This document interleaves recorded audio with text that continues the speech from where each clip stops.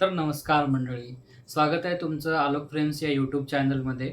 आणि तुम्ही सर्वांनी आजचा जो ग्रँड प्रीमियर होता तो जिओ हॉटस्टारवरती आणि कलर्स मराठीच्या चॅनलवरती बघितलाच असेल. तर त्याचाच एक आपण छोटासा रिव्ह्यू आपल्या या चॅनलच्या माध्यमातून तुमच्यासमोर मी सादर करणार आहे. जो काही रिव्ह्यू आहे ऑनेस्ट रिव्ह्यू असेल आणि कुठल्याही कंटेस्टंट्सला किंवा कुठल्याही जो सदस्य आला आहे नवीन, त्याला आपण कुठल्याही त्याच्या गोष्टीवरती आता पहिल्याच दिवशी आपण जज नाही करू शकत. जसा-जसा हा खेळाचा प्रवास पुढे जात राहील, तसा आपण त्या सदस्याला आपण जज करू शकतो. सर्वात पहिल्यांदा तर जी सुरुवात झाली आपल्या लाडक्या शोची, रितेश भाऊच्या स्वागताने, रितेश भाऊच्या एका दमदार स्पीचने सुरुवात झाली. त्याच्यानंतर त्यांनी इंट्रोड्यूस केलं आपलं जे घर आहे, यावर्षीचं जे एकदम हटके घर तयार करण्यात आलेलं आहे. जे खूप सारे दारं, खिडके, परत कॅमेरासुद्धा यावर्षी जास्त इन्स्टॉल करण्यात आलेले आहेत आपल्या शोमध्ये आणि त्याच्या माध्यमातून त्यांनी एक सुंदर असा व्ह्यू आपल्या प्रेक्षकांसमोर मांडला आणि त्याच्यानंतर त्यांनी इंट्रोडक्शन दिलं. त्याच्यानंतर यावर्षी स्टार्टिंगलाच शो चालू होतानाच 2 ट्विस्ट आपल्याला बघायला मिळाले. एक तर यावर्षी 2 दारं प्रेक्षकांना म्हणजे जे सदस्य आहेत, त्यांना आत एंट्री करण्यासाठी 2 दारं ठेवण्यात आलेली. एक होता नॉर्मल दार, ज्याने आपण जातो प्रत्येक वर्षी जे सदस्य जातात ते. दुसरा होता एक शॉर्टकट, ज्याच्यामध्ये त्यांना काही कीज देण्यात येणार होत्या पुढच्या खेळामध्ये दमदार ट्विस्ट आणण्यासाठी. तर त्याचं नाव होतं शॉर्टकट दार आणि जे दुसरं आहे त्याचं नॉर्मल दार होतं. हे सगळं बिग बॉसने आणि रितेश भाऊनी प्रॉपर आपल्याला सांगितलं होतं एंट्रीला. त्याच्यानंतर आपली जी पहिली सदस्य होती ती दीपाली सय्यद होती, जी जसं की मागच्या वर्षी वर्षा उसगावकर यांना आणलं होतं बिग बॉस सीझन 5 मध्ये, तसंच यावर्षी दीपाली सय्यदला आणलेलं आहे. दीपाली सय्यद ही जुन्या मराठी पिक्चरमधली हिरोईन आहे, ॲक्ट्रेस आहे. तिने निगेटिव्ह रोल पण केलेले आहेत, कॉमेडी रोल पण केलेले आहेत आणि लीड ॲक्टर म्हणून पण तिनं काम केलेलं आहे आणि सध्या ती पॉलिटिशियन पण आहे. मग जेव्हा तिची एंट्री झाली होती, एंट्री झाल्यानंतर ज्या पद्धतीने तिने रितेश भाऊसोबत जे काही कॉन्व्हर्सेशन झालं, तर त्याच्यामधून असं कळालं की म्हणजे ती वर्षा उसगावकर सेकंड होऊ शकते. आपल्याला ते काही दिवसामध्ये दिसून येईल. जसं वर्षा उसगावकरांचं बोलणं होतं मागच्या वर्षी थोडंसं कॉमेडी वेमध्ये किंवा थोडंसं वेगळ्या वेमध्ये जसं बोलणं होतं, प्रेक्षकांना सुद्धा ते आवडत होतं. तर त्याच पद्धतीचं दीपाली सय्यदचं पण असणार आहे. पण दीपाली सय्यदची पर्सनॅलिटी थोडी वेगळी असू शकते. कारण तुम्ही जर बघितलं असेल तर दीपाली सय्यद म्हणजे काय म्हणतात त्याला, आंदोलन करताना किंवा जी प्रोटेस्ट ती करते, तर प्रोटेस्ट करताना ती म्हणजे उंच आवाजामध्ये भांडतेसुद्धा, कलेशसुद्धा करते. सो या सगळ्या गोष्टी आपल्याला बघायला भेटू शकतात. त्याच्यानंतर आपला जो नंबर 2चा सदस्य होता, तो सागर कारंडे. सागर कारंडे आपल्या सगळ्यालाच माहिती आहे. चला हवा येऊ द्यामध्ये त्यांनी एक अप्रतिम भूमिका निभावलेली आहे आणि लोकांना हसवलेलं आहे वेगवेगळ्या कॅरेक्टरमधून. या ते बाईचं कॅरेक्टर असो, या नाना पाटेकरचं कॅरेक्टर असो, या म्हाताऱ्या पुरुषाचं कॅरेक्टर असो, वेगवेगळ्या प्रकारचं जे कॅरेक्टर आहे. परत आठवलेचं जे कॅरेक्टर आहे, मोस्ट आयकॉनिक कॅरेक्टर, त्याचंसुद्धा त्याने आपल्याला त्याची भूमिका करून आपल्याला हसवलेलं आहे आणि त्याची एंट्रीसुद्धा त्याच्यानेच झाली. म्हणजे एक म्हाताऱ्याचा सीन त्याला दिलेला आणि दुसरा म्हणजे त्याच्यामध्ये तो आठवले येतो आणि आठवले सागर कारंडेला इंट्रोड्यूस करतो की मी माझ्या एका मुलाला शोमध्ये पाठवत आहे असं. मग त्याच्यानंतर सागर कारंडेची एंट्री होते आणि मग रितेश भाऊ आणि हे दोघं गप्पा मारत असतात. दोघांमध्ये चर्चा चांगली होते. त्याच्यानंतर मग सागर कारंडे आतमध्ये जातो. आतमध्ये गेल्यानंतर सागर कारंडे, दीपाली सय्यद म्हणजे हे दोघं एकमेकाच्या ओळखीचेच आहेत. मग जेव्हा तो एंट्री करतो, तर एंट्री केल्या-केल्या त्याला कोणीतरी त्याच्या ओळखीचं दिसतं. म्हणून तो तिला ग्रीटिंग करतो चांगल्या पद्धतीनं. त्याच्यानंतर मग तो म्हणतो सुद्धा तिला, की अच्छा कोणीतरी पहिलं ओळखीचं भेटलं, तू आहेस या सीझनमध्ये. म्हणून दोघांची तिथं बॉन्डिंग बनते. मग त्याच्यानंतर सचिन कुमावत, तुम्हाला माहिती असेल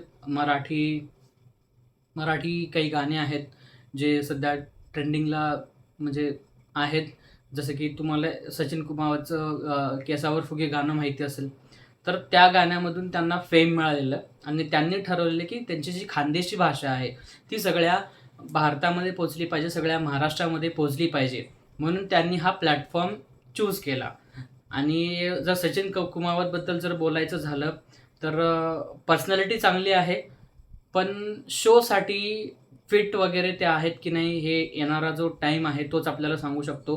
पण माझं जे ऑब्झर्वेशन आहे तर सचिन कुमावत स्ट्रॉंग पर्सनॅलिटी बनून निघू शकतो. म्हणजे त्याच्या जो इंट्रो झाला, परत घरामध्ये गेल्यानंतर त्याचं जे कॉन्व्हर्सेशन सगळ्यासोबत झालं, तर त्याच्यावरून असं वाटतं की जर त्यांनी स्वतःमधले कलागुण जर बाहेर काढले, जे काही दडलेले आहेत, तर नक्कीच ते एक चांगली पर्सनॅलिटी बनू शकतात. त्याच्यानंतर सोनाली राऊत. सोनाली राऊत तुम्हाला सगळ्यांना माहिती असेल, बिग बॉस सीझन 8मध्ये सीझन 8 जो गाजवलेला सोनाली राऊतने गाजवलेला. तर ती सोनाली राऊत आता यावर्षी मराठी बिग बॉसमध्ये त्यांनी आणलेलं आहे. कशासाठी आणलेलं आहे तर TRPसाठी आणलेलं आहे आणि फक्त कलेश करायला आणलेलं आहे. ऑनेस्ट आहे, कारण तुम्हाला माहिती असेल गेल्या वर्षी त्यांनी निक्कीला आणलं होतं, त्याच्यामुळे सीझन हिट झाला होता. एकमेव कारण निक्की होतं, बाकीचेच पण सदस्य होते, पण सगळ्यात जास्त कारण जे होतं म्हणजे TRP हाय जाण्याचं, ते निक्कीसोबत ज्या लोकांची भांडणं होत होती, निक्कीमुळे जी भांडणं होत होती ती बघायला, किंवा निक्कीसोबत जे लोक भांडणं करतात ती तर लोक कशी भांडणं करतात तिच्यासोबत, ते बघण्यासाठी, तो गेम बघण्यासाठी TRP मागच्या सीझनची हाय केलेली आणि सूरज चव्हाण मागच्या वर्षी विजेता झालेला. मग तसंच यावर्षी सोनाली राऊतला आणलेलं आहे.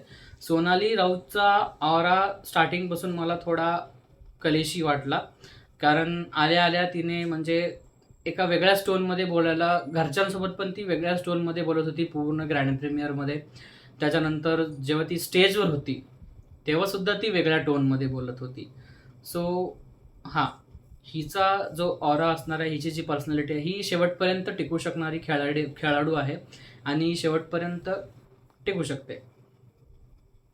त्याच्यानंतर आपली लक्ष्मी निवासमधली सिंचना नावाची कलाकार आहे. म्हणजे सिंचना कॅरेक्टर तिनं प्ले केलेलं आहे. सिंचना कॅरेक्टर प्ले केलेलं आहे. तर तिचं जे नाव आहे ते तन्वी कोलते नाव आहे तिचं. मग तिने तिचं आणि जो आपला आयुष संजू आहे, तर या दोघांची एंट्री एकदाच झाली होती, एक हॉट कपल म्हणून. तर एंट्री झाल्यानंतर जेव्हा दोघांचं इंट्रोडक्शन चालू होतं तेव्हा रितेश सरांनी पर्सनॅलिटीबद्दल एक एक प्रश्न दोघाला विचारला होता. त्याच्यावर जे ह्याचं मत होतं, आयुषचं मत होतं, ते चांगलं मत होतं आणि आयुषने काहीतरी एक असा कमेंट पास केला होता. तन्वीवरती पास नव्हता केलेला, इन जनरल त्याने बोललं होतं की मी असं काही जसं बोलणार नाही, शुगर कोटिंग बोलणार नाही, मी जे आहे ते सरळ बोलणार, असं म्हणून त्याने त्याचं उत्तर जे आहे ते दिलं होतं. मग त्याच्यावरती ती झाली होती ट्रिगर झाल्यानंतर तिने त्याला तिथं नॉट झापलं, बट बोलले त्या टाईपनं तिनं त्याला बोलली, थोडंसं सीन क्रिएट करण्याचा प्रयत्न केला, पण तिथं ती थोडंसं आर्गोंट साऊंड झाली, रूड साऊंड झाली, म्हणजे अननेसेसरी ड्रामा क्रिएट करणारी तिथं साऊंड झाली. जसं मागच्या वर्षी जान्हवी किल्लेकर स्टार्टिंगला सगळ्यासोबत उगाच भांडणं घेत होती फुटेज घेण्यासाठी, तसं सध्या ही करण्याचा प्रयत्न करत आहे, दुसरी जान्हवी किल्लेकर बनण्याचा प्रयत्न करत आहे. मी तुम्हाला पहिल्या व्हिडिओमध्ये पण सांगितलेलं की असे काही कॅरेक्टर्स येतात जे मागच्या वर्षीचं सीझन बघून येतात, त्याच्यामुळे तसं वागायचा प्रयत्न करतात, किंवा त्यांची पर्सनॅलिटी सेम असू शकते किंवा ते तसं वागतात मुद्दामून. तर तन्वीची पर्सनॅलिटी मला थोडीशी तशी वाटली की कॉपी करायचा प्रयत्न करत आहे मागच्या सीझनचा. मग आता बघूयात पुढे सीझनमध्ये काय काय होतं, त्याच्यानंतर आपल्याला बघायला मिळेल. आणि जो आयुष संजीव होता, तर तो मला एक जेन्युइन पर्सन, एक रिअल पर्सन साऊंड झाला त्याच्या बोलण्यामधून. ज्या पद्धतीनं तो बोलत होता, ज्या पद्धतीनं तो तन्वीला उत्तरं देत होता, तर त्याच्यावरून तो मला एक जेन्युइन गाय साऊंड झाला आणि एक विनरची पर्सनॅलिटी त्याच्यामध्ये थोडीशी दिसून आली. आता जर तो पुढे जाऊन चांगला गेम खेळतोय पूर्ण सीझन, तर आपण नक्कीच याच्यामध्ये एक विनर आपल्याला दिसतोय. मला सध्या दिसला, जे माझं मत आहे ते मानत आहे. आपण पुढे बघूयात, सीझन जसा जसा पुढे जाईल त्याच्यानंतर आपण बघूयात. आणि सगळ्यात इंटरेस्टिंग कॅरेक्टर यावर्षी बिग बॉसने आणलेलं आहे ते म्हणजे इंस्टाग्राम इन्फ्लुएन्सर करण सोनवणे. करण सोनवणे तर तुम्हाला माहिती असेल, इंस्टाग्रामवरती फेमस आहे. सोनावणे वहिनी या कॅरेक्टरने. परत नील थिंग्स म्हणून पण एक इन्फ्लुएन्सर आहे. त्याचा हा फ्रेंड आहे आणि हे बरेच असे कॉमेडी रील्स बनवतात. क्रिकेटचे रील्स बनवतात. स्टेडियममध्ये जाऊन रील्स बनवतात. तर त्याच्यावरून तो फेमस आहे आणि इंटरेस्टिंग कॅरेक्टर असणार आहे कारण कॉमेडी रील्स क्रिएटर आहे. तो थोडासा युनिक वागतो, वेगवेगळ्या गोष्टी करतो. जसं त्याच्या इंट्रोडक्शनमध्ये त्याच्या मित्रांनी सांगितलेलं, की जेव्हा रिसेप्शन होतं एका मित्राचं, तर त्याने वर पगडी घातलेली आणि खाली शॉर्ट्स घातलेले आणि वर कुर्ता होता, खाली शॉर्ट्स होता आणि वर पगडी होती. तर असा तो गेलेला, म्हणजे फेटा होता बांधलेला. असा तो त्या ह्याच्यामध्ये गेलेला. मग त्याच पद्धतीने आपल्याला शोमध्ये सुद्धा आपल्याला बघायला भेटू शकतं. आणि त्याच्यानंतर जी एंट्री झालेली ती झालेली आपल्या प्रभूची. प्रभू तर तुम्हाला माहिती असेल, चिरका आवाज आहे त्याचा. प्रभू शेळके, चिरका आवाज आहे त्याचा. म्हणजे स्टार्टिंगपासूनच त्याचा तसा आवाज आहे, पण तो अजून जास्त जोरात चिरकून रील्स करतो. आणि त्याची एव्ही बघितली, त्याचं पूर्ण जर्नी बघितला, तर असं वाटलं की म्हणजे बिग बॉस का आणलं ह्याला? हां, तुम्ही त्याला एक रिकॉग्निशन देऊ शकता. त्याला एक तुम्ही काहीतरी प्रेरणास्थान देऊ शकता. नॉट प्रेरणास्थान, काहीतरी असं देऊ शकता तुम्ही. मग त्याला का आणलेलं आहे शोमध्ये? कारण ज्या पद्धतीनं तो रितेश भाऊसोबत बोलत होता, म्हणजे व्लॉग करत होता, तर आवाज मला टीव्हीचा कमी करावा लागला. मी लॅपटॉपवर बघत होतो. मला लॅपटॉपचा आवाज कमी करावा लागला थोडासा, कारण कानामध्ये खूप इरिटेट होत होतं मला. तो खूप जोरात चिरकत होता आणि त्याचा आवाज ऐका वाटत नव्हता मला. पण सो इंटरेस्टिंग कॅरेक्टरसाठी, म्हणजे इंटरेस्टिंग बनण्यासाठी त्याला बोलवले. आता बघू तो काय इंटरेस्टिंग करतो, काय करतो. चिरकणार तर तो चिरकतणारच आहे, दुसरं काही करणार नाहीये. बघूयात हा किती दिवस टिकतो आणि काही नाही. आणि आपली नेक्स्ट कंटेस्टंट आहे ती प्राजक्ता शुक्रे आहे, जी सिंगर आहे. सिंगर म्हणून तिला इंट्रोड्यूस केलेलं आणि तिची एंट्री झालेली सिंगर म्हणून. फार काही त्याच्याबद्दल असं वाटलं नाही. सॉफ्ट नेचर आहे, सॉफ्ट नेचरची आहे ती. म्हणजे जास्त भांडण न करणारी किंवा एक चांगली पर्सनॅलिटी आहे. पण किती दिवस शोमध्ये टिकून राहील हा तिचा गेमच आपल्याला दाखवेल. त्याच्यानंतर रुचिता जामदार.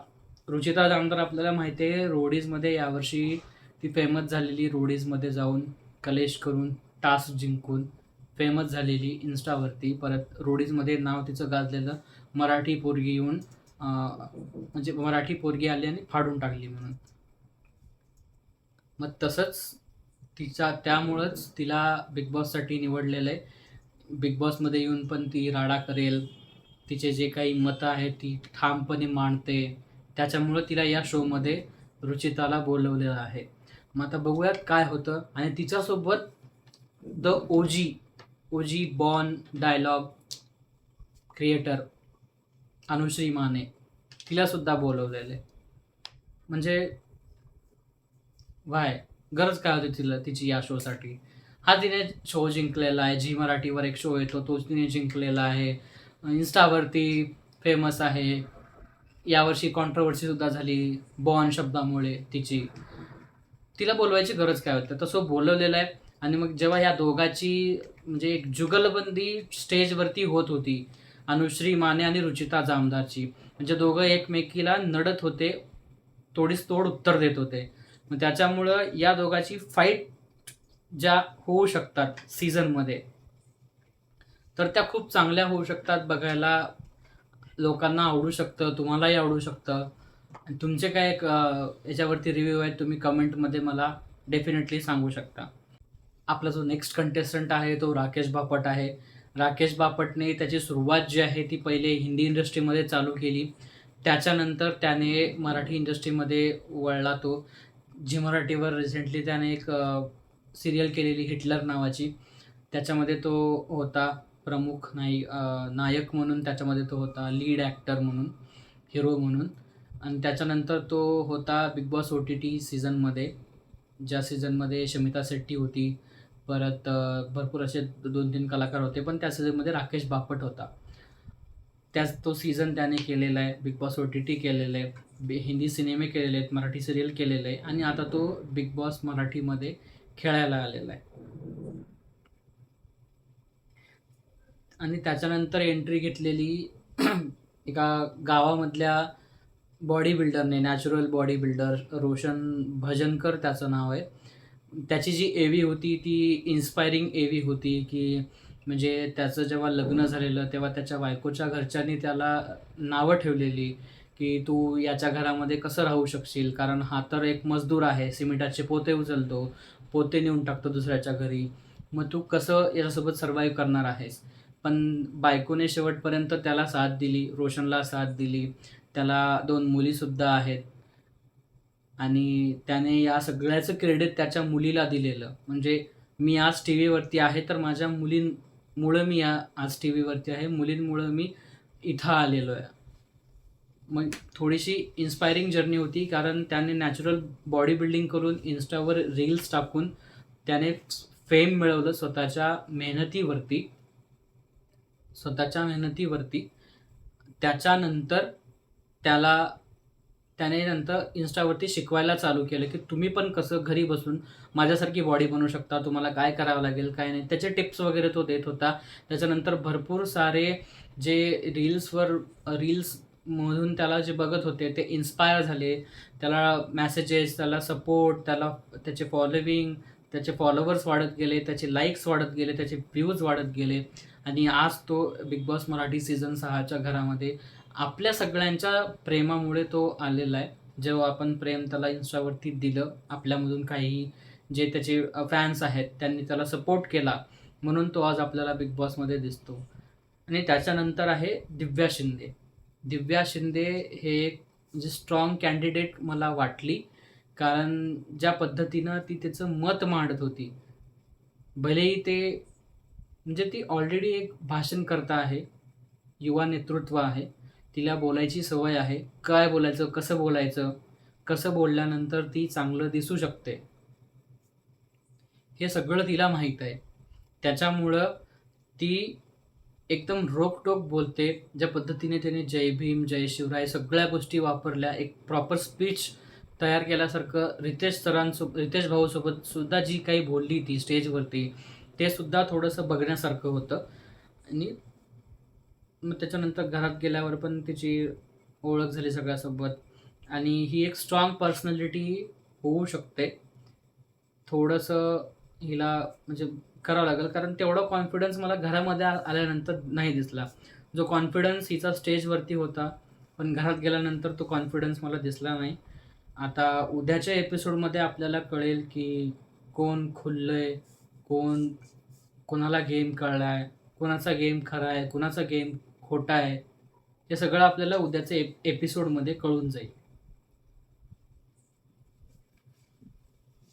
आणि त्याच्यानंतर राधा पाटील ही लावणी कलाकार आहे, जी गौतमी पाटीलसारखे शो करत असते.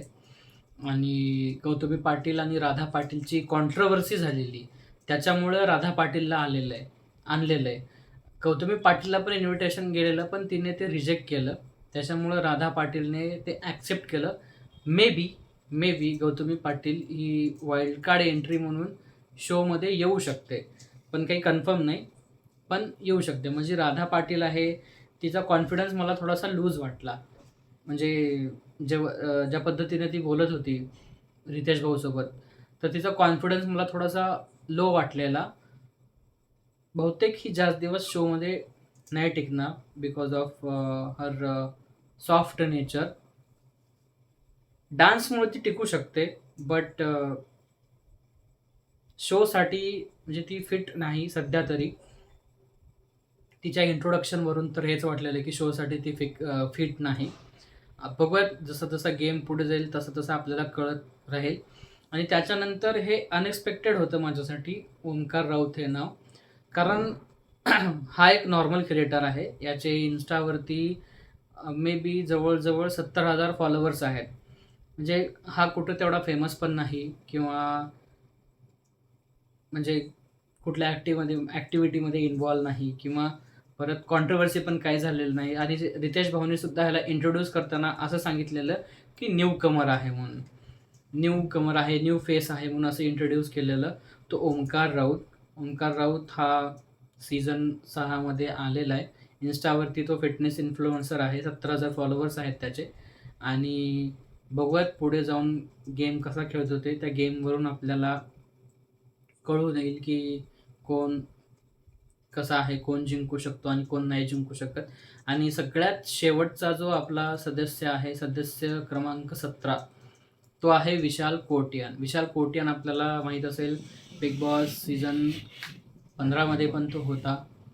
परत त्याने हिंदी सिरियल केलेल्या आहेत आणि आता सध्या तो मराठीकडे वळलेला आहे आणि मराठी शो त्याला भेटलेला आहे. आणि या सगळ्यांचं इंट्रोडक्शन झालं. त्याच्यानंतर सगळे आता घरामध्ये एकमेकांसोबत बोलत आहेत.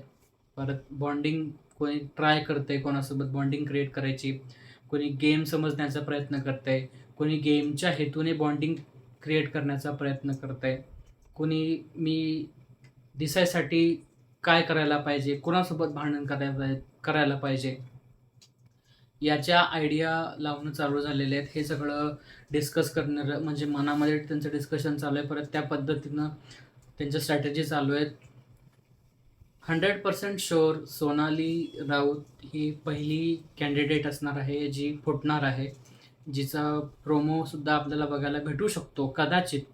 किंवा उद्याच्या एपिसोडमध्ये काहीतरी आपल्याला सोनाली राऊतबद्दल बघायला भेटू शकतं. दीपाली सय्यद आहे, सोनाली राऊत आहे, परत तन्वी कोलते आहे, रुचिता जामदार आहे आणि अनुश्री माने आहे. हे 4-5 कॅन्डिडेट आहेत जे फिमेलमधून कलेश करणार आहेत. फिमेल ह्याच्यामधून मेल कॅन्डिडेटमधून आत्तापर्यंत तसं मला कोणी वाटलं नाही. राकेश बापट होऊ शकतो कारण त्याने ऑलरेडी बिग बॉस OTT केलेलं आहे आणि त्याच्यामध्ये त्याला माहिती आहे की गेम कसा खेळला जातो आणि काही नाही. विशाल कोटियानला पण माहिती आहे. विशाल कोटियान, राकेश बापट हे मेल कॅन्डिडेटमधून फुटणारे आहेत, लवकर फुटू शकतात. गेम जो आहे तो मला बघायचा आहे आयुष संजीवचा, ओंकार राऊतचा आणि त्याच्यानंतर जो होता आपला महाराष्ट्राचा जो गावामधून आलेला आहे रोशन भजनकर, त्यांचा गेम मला बघायचा आहे. ते कशी गेम खेळतात. आणि आपण आता उद्याच्या एपिसोडच्या रिव्ह्यूसाठी आपण भेटूयात उद्याच्या व्हिडिओमध्ये.